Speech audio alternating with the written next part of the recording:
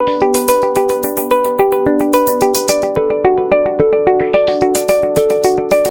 Students, welcome to chemistry wizard. और आज हम लेके आए हैं structure of atom lecture number 4। इसके अंदर हम लोग देखने वाले हैं कुछ important terms related to atom. इसके अंदर नंबर ऑफ प्रोटॉन्स, इलेक्ट्रॉन्स और न्यूट्रॉन्स से लेकर क्या क्या डेफिनेशंस बनती हैं और इनके एग्जाम्पल से क्या क्या क्वेश्चंस आ सकते हैं। 9th हो, 10th हो, 11th हो, 12th हो, चैप्टर की बात नहीं कर रहा हूँ, क्लासेस की बात कर रहा हूँ। साथ में आपके CGL के एग्जाम्स, आपके SSC के एग्जाम्स, आपके जनरल जो कॉम्पिटिशन होते हैं जो होते ही रहते हैं। मतलब क्या होता है ना कि हमारे इंडिया में कॉम्पिटिशन ही चलता रहता है और कोई काम तो है नहीं उनको। इसके अलावा आपके नीट हो गया, IIT हो गया, सभी के लिए इंपॉर्टेंट बात है ये। क्यों कभी ये नहीं पूछेगा डेफिनेशन बताओ, आपसे ये पूछेगा क्या ये इसका एग्जाम्पल है, इसका ये क्या है, मतलब इसका आइसोटोप क्या है, इसका आइसोबार क्या है, इसका आइसोडाइफर क्या है, ये सब सवाल पूछ जाएंगे। ठीक है, सबसे पहली डेफिनेशन है हमारे पास atomic number, number of unit positive charge और नंबर ऑफ न्यूक्लियस होना है।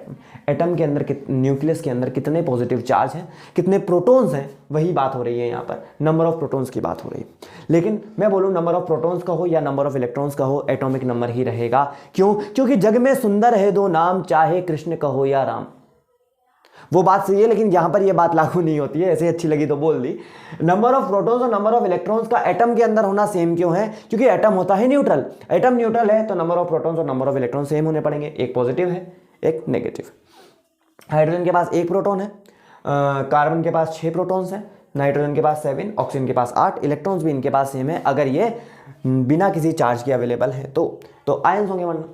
मास नंबर की बात करें तो total nucleons present in an atom.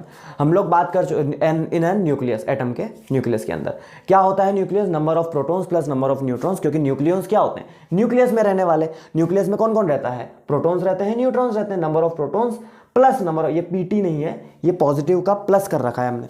ठीक है, number of protons plus number of neutrons. ठीक है, कार्बन के पास 6 है, प्रोटॉन्स कितने हैं? 6, और न्यूट्रॉन्स भी कितने हैं? 6, तो 12 हो गया। हाइड्रोजन का नहीं है क्या? हाइड्रोजन के पास न्यूट्रॉन ही नहीं है।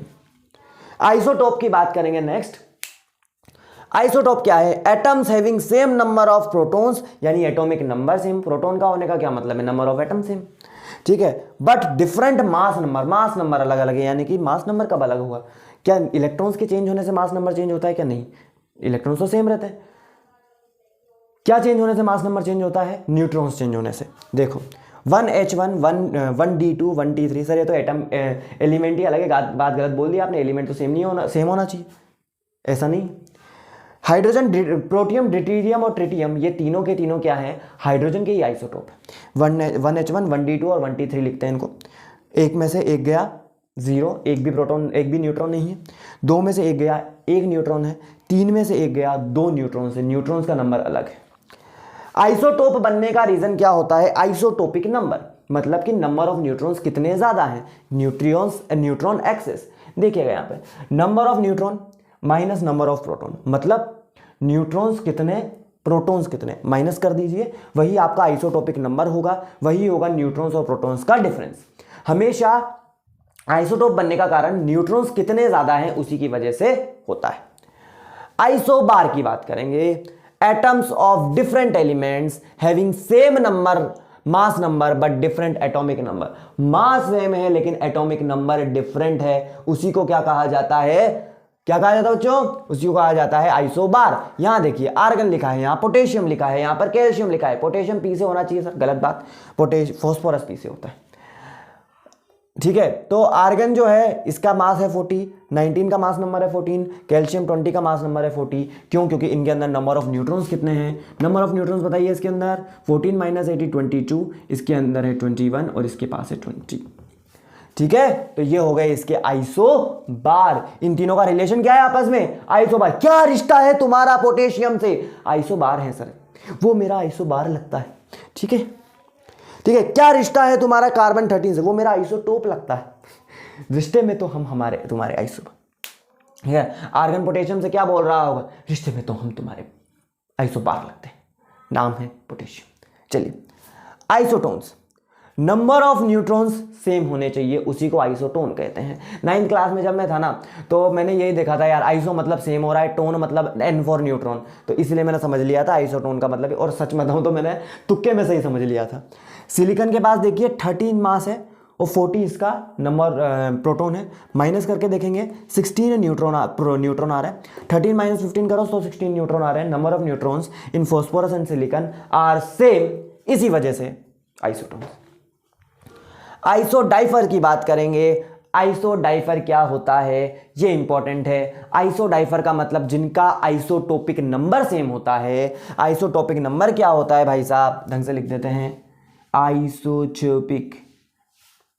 आइसोटोपिक नंबर जिनका सेम होता है, यानी न्यूट्रॉन्स एक्सिस, कितने ज्यादा न्यूट्रॉन्स है प्रोटॉन से, वही उसका आइसोडाइफर मतलब आइसोटोपिक होता है।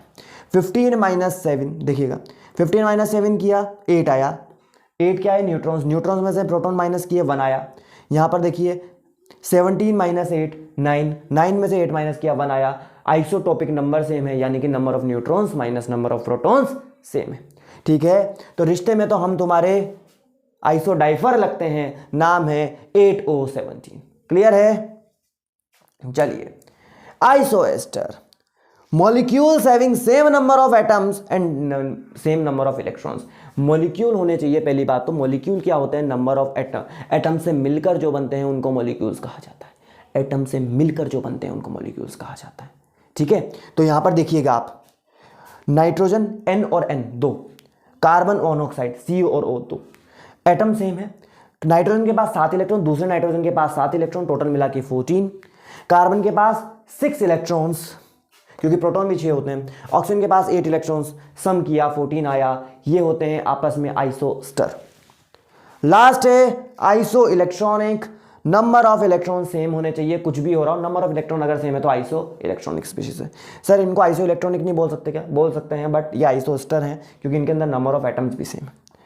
F माइनस फ्लोरीन 9 इलेक्ट्रॉन्स होते हैं, 1 इलेक्ट्रॉन एक्स्ट्रा ले लिया इसलिए चार्ज हो गया, माइनस चार्ज, क्योंकि प्रोटॉन से 1 ज्यादा हो गया। ऑक्सीजन 2 इलेक्ट्रॉन ले लिया, 8 नंबर होता है, 8 न्यूट्रॉन।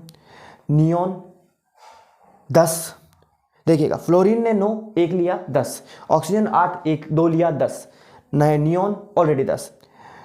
सोडियम देखिएगा, सोडियम में कितने होते हैं भाई साहब, 11 में से 1 दे दिया उसने, तो कितना हो गया 10। मैग्नीशियम 12 में से यानी 12 में से 2 गया तो कितना हो गया 10। यही हो गए आइसो इलेक्ट्रॉनिक।